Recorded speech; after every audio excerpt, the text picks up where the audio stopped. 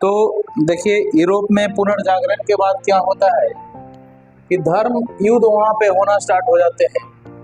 धर्म युद्ध यानी जिसे क्रूसेड, ईसाई धर्म के पवित्र स्थल यरूशलेम पर अधिकार को लेकर, जो जैसा कि आप लोग जानते हैं कि यरूशलेम इजराइल में है।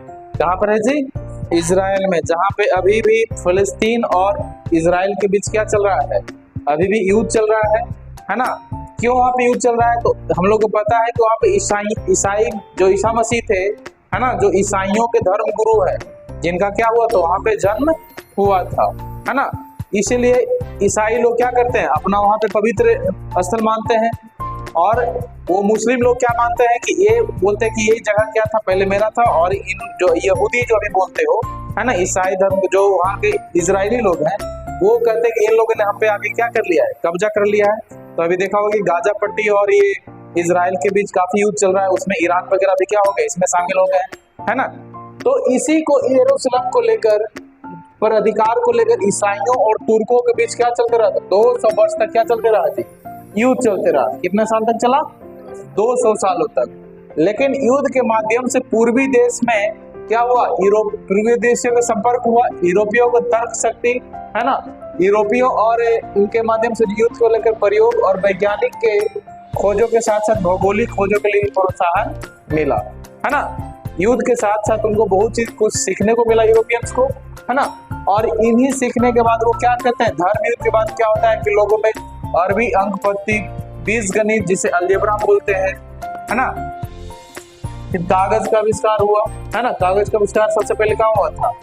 चीन में हुआ था, 13वीं शताब्दी में, है ना। तो एक दूसरे के संपर्क में आने के बाद क्या हुआ, लोगों का ज्ञान, मतलब जो ज्ञान था वो धीरे धीरे क्या होने लगा, बढ़ने लगता है ना।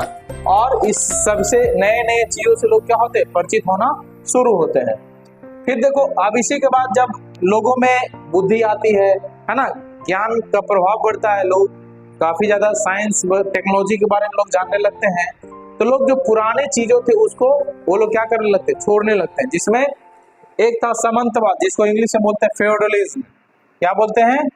फेडरलिज्म, है ना। इंग्लिश में पढ़ोगे तो फेडरलिज्म बोलते हैं। तो फेडरलिज्म का क्या होता है, यहाँ पे विघटन होना शुरू होता है। जब लोगों के पास, जैसे हम लोग को देखे भारत में, देखो क्या हुआ है कि भारत में जैसे जैसे जब यहाँ पे पहले हम लोग भी यहाँ जमींदारी प्रथा से थे, है ना। लेकिन जब हम लोग बुद्धि हुए, जब हमारा देश आजाद हुआ, धीरे धीरे हम लोग शिक्षित हुए, तो हर चीज से हम लोगों ने क्या किया, छुटकारा पाना शुरू किया। जैसे सबसे पहले हम लोग तो जात पात को खत्म करना है ना। उसके बाद जो पहले यहाँ पे पंडित वगैरह जो जिनका प्रभाव काफी ज्यादा होता था, उसको हम लोगों ने खत्म किया, है ना। तो ये किसके कारण हुआ जी? ये शिक्षा के कारण हुआ। तो लोग जब शिक्षित हुए, जिनमें ज्ञान विज्ञान बढ़ना शुरू हुआ, तो उन लोगों ने क्या किया, सामंतवाद को फिर धीरे धीरे क्या किया, विघटन होना शुरू हो गया। और फिर व्यापार और वाणिज्य लोगों को बढ़ने लगा। जब ये लोग पूरब की ओर, पश्चिम की ओर गए, तो इनका व्यापार बढ़ा।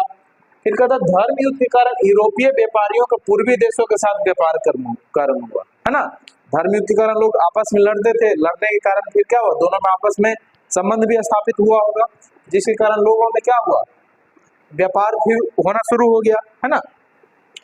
तथा नए नए नगरों का भी विकास हुआ, जिसमें एक वेनिस आता है, फ्लोरेंस, मिलान, लिस्बन और न्यूरेमबर्ग। ये नए नए नगर का विकास होना शुरू हुआ। तथा तुर्कों द्वारा 1453 ईस्वी में कुस्तुनतुनिया पर अधिकार कर लिया था, है ना। पहले बताया था कि तुर्कों पर क्या किया था। इसके बाद क्या हुआ था, वहां के जितने भी लेखक थे, वैज्ञानिक थे, दार्शनिक थे, वो सभी क्या होते, वहां से पलायन कर जाते हैं। पहले भी पढ़ा चुके हैं, है ना। पलायन करने के बाद जो दार्शनिक थे, कलाकार थे, यूरोप के अन्य देशों जैसे इटली, इंग्लैंड, फ्रांस, जर्मनी जैसे देशों में वो चले जाते हैं, है ना। और कहता, पुनर्जागरण के बाद यूरोपवासी भौगोलिक खोज करने लगते हैं। मतलब अब उनके पास तो बुद्धि आ गया था ना जी, तकनीक आ गया था, उनके पास बहुत बड़ा समुद्र का, महासागर का एरिया था, है ना। वे लोग जानना चाहते थे कि आगे क्या है ना। तो वे लोग क्या किए, नए नए चीजों का प्रयोग करके जहाज का आविष्कार किया।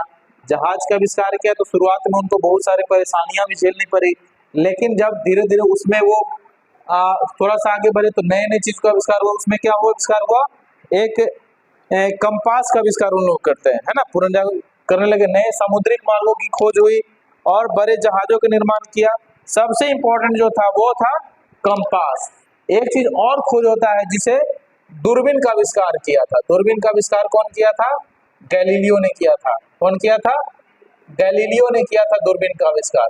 तो इन सभी आविष्कार और खोजों के बाद से क्या हुआ, लोगों को समुद्री यात्रा करने में क्या हो गई, आसानी हो गई, है ना। और कहता है जिसके कारण एक नाम आता है बार्थोलोम्यू। ऐसा नहीं कि ये 1460 में ही सॉरी 1560 में, है ना, सॉरी 1460 में एक और व्यक्ति निकला था जो केप ऑफ बर्डे तक गया था। ये अफ्रीका में एक जगह है केप ऑफ बर्डे, ठीक है।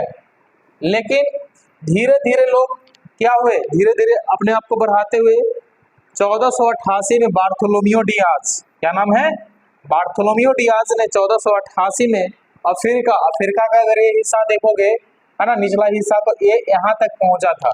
एक अगर वर्ल्ड मैप देखोगे, वर्ल्ड मैप में यहाँ तक है, जिसका नाम है क्या, केप ऑफ गुड होप। क्या नाम था इसका? Cape of Good hope.